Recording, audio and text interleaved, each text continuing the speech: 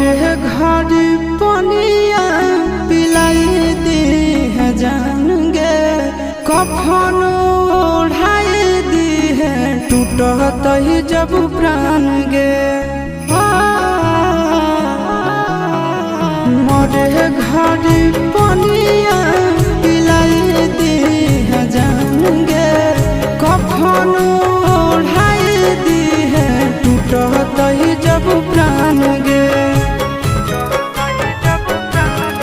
हगे हमारा से तोरा जाती प्यार होता भेंट साक्षात कर लगे। हगे सोनाया रावा हो भरती पाटनवा में आके मुलाकात कर लगे। हगे सोनाया रावा हो भरती